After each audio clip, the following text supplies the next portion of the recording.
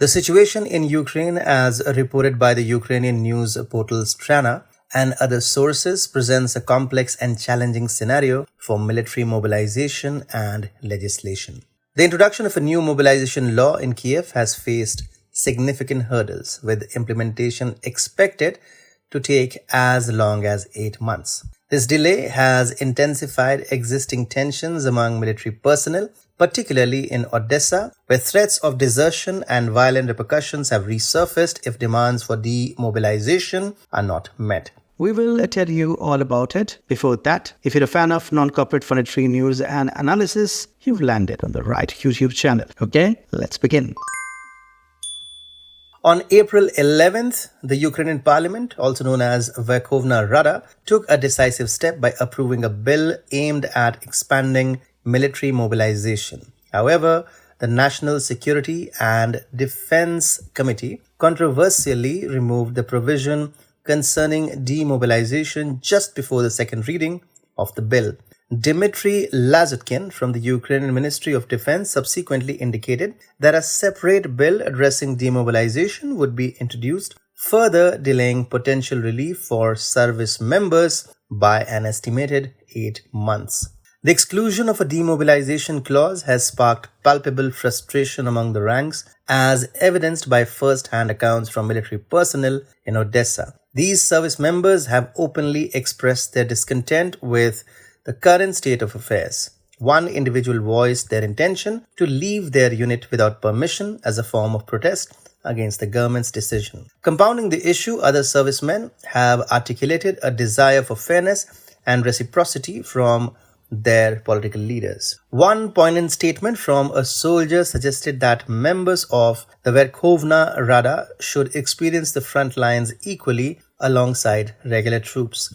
Furthermore, another service member stressed the necessity of demobilization, arguing that continuous combat with the same soldiers is unsustainable. A particularly stark expression of frustration was voiced by another soldier who threatened lethal action against those he perceived as responsible, encapsulated by his stark declaration, "I'll shoot them all. They don't have such a right. So now I get up and go back to the war whilst they have grown their bellies and will sit in the Verkhovna Rada. This shouldn't happen."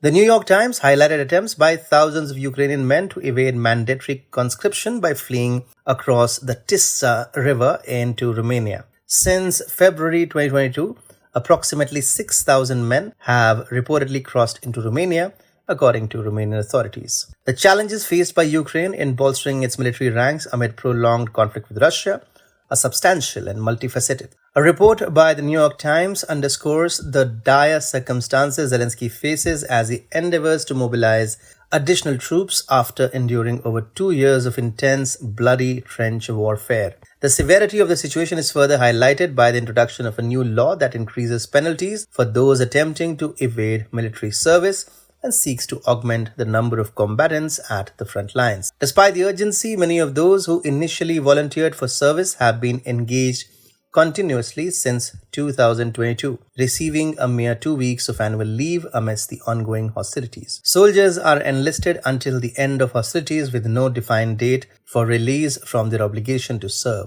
With casualty rates high, being drafted, soldiers say, is like getting a one-way ticket to the front. The risks associated with fleeing Ukraine are significant, with Fedorova noting that at least 22 bodies have been discovered along the banks of the Tisa River, hinting at numerous others likely drowned and unaccounted for. Despite these dangers, many Ukrainians deem the risk of crossing into Romania preferable to facing almost certain death or severe injury on the front lines. The ongoing crisis suggests that the new mobilization law may falter in its objective to recruit between 450,000 to 500,000 men as desired by the Kiev regime. With morale severely depleted and those motivated to fight already enlisted, the likelihood of soldiers deserting their posts or even resorting to mutiny is alarmingly high. The war can be solved with a signature, but pint-sized Zelensky has an Everest-sized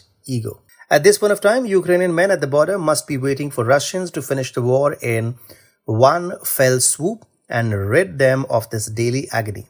But even before Russia could conquer Ukraine, the West has sliced Ukraine like one giant cake and have distributed big chunks among each other. Watch this report to know more.